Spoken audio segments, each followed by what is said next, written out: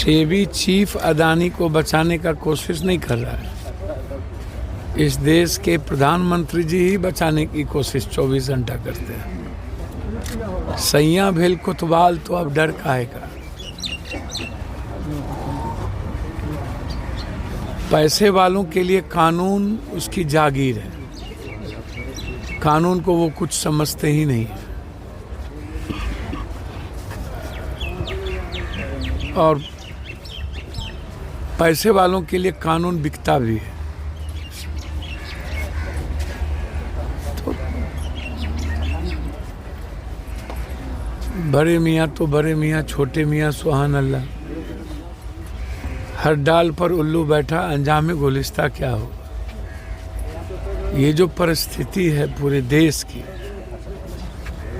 आज अदानी या अंबानी की शादी ब्याह में उसके नेता लोग कपड़े धोने जाएंगे, थाली उठाने जाएंगे, 2 करोड़ की घड़ी लेने जाएंगे, तो इस देश का क्या होगा। गरीब और आम आदमी के यहाँ कोई शादी ब्याह में कहाँ जाता है, या उसकी जरूरत कहाँ पड़ती है किसी। तो इसीलिए आज परिस्थिति बहुत ज़्यादा, इस देश की इकोनॉमी खराब हो चुकी है। आम आदमी हिंदू मुसलमान में लगा दिए गए हैं, बैकवर्ड फॉरवर्ड में लगा दिए गए हैं। नहीं तो नीट्स का इतना बड़ा हर साल एग्जामिनेशन का पेपर लीक होता है, उस पर कोई गंभीरता से देखा नहीं जाता, कोई क्रांति नहीं होती है। अभी ST/SC के क्रीमिलेयर के मामले को लेकर के कोई एक लाइन बोला तक निडर से। भाई आप कैसे क्रीमिलेयर ST/SC में लगाओगे? OBC में आपने पहले ही लगा दिया। अब ST/SC के बीच झगड़ा, पहले तो आप उसकी इकोनॉमी को देखोगे ना यार। 1.3% भी उसका एजुकेशन ग्रोथ नहीं है, उसकी इकोनॉमी नहीं है। मंडल कमीशन के बाद कितना उसको फ़ायदा मिला या नहीं मिला, जनरल को क्या मिला, इस पर कोई मूल्यांकन नहीं हुई। तो अब कोई चीज़ पीक पर जाएगा, उस पर कोई चर्चा नहीं होती है। चर्चा होगा 3 विधानसभा का चुनाव है तो हिंदू मियाँ का सेंटीमेंट पैदा करो। अब बांग्लादेश कितनी बड़ी घटना है, आप हमको बताइए। आपको भारत के मियाँ से आपको बड़ा कष्ट, ST/SC से बड़ा दिक्कत, और शेख हसीना जी से बड़ा मोहब्बत।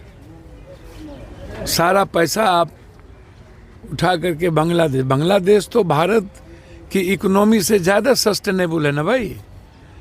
और भारत का जो हालात है, गरीबी का, इंडेक्स का, इकोनॉमी का, रोजगार का, उससे तो कई अरब गुना टाइप बांग्लादेश अच्छा है। बांग्लादेश की बैंकिंग सिस्टम।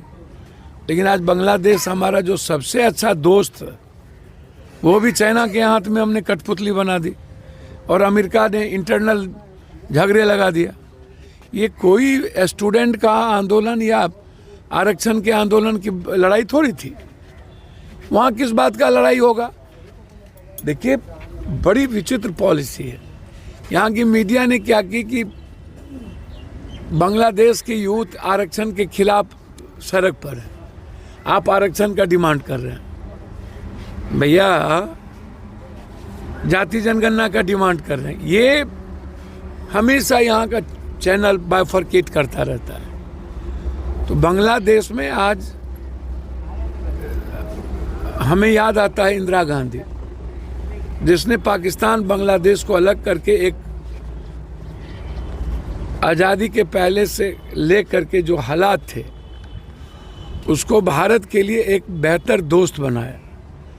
और बांग्लादेश आज वहाँ के लोगों को हमने अपने पॉलिसी के कारण दुश्मन बना लिया। चाइना के हाथ में, दोनों हाथ में लड्डू है। नेपाल दुश्मन हमारा, पाकिस्तान दुश्मन, श्रीलंका की वही हाल, वियतनाम को वही हाल, बांग्लादेश चला गया। और अब बांग्लादेश के टापू पर अमेरिका अपनी एक बड़ा विराट फौज खड़ा करे और वहीं से वो चाइना इंडिया सबको देखेगा। तो इस झगड़े के पीछे तो अमेरिका की भूमिका है। अमेरिका ने बांग्लादेश और बाकी भारत के रिश्तों को खराब करने में कोई कसर बाकी नहीं रखी। चाइना तो मजे ले रहा है, पाकिस्तान मजे ले रहा है और हमारा एक दोस्त चला गया।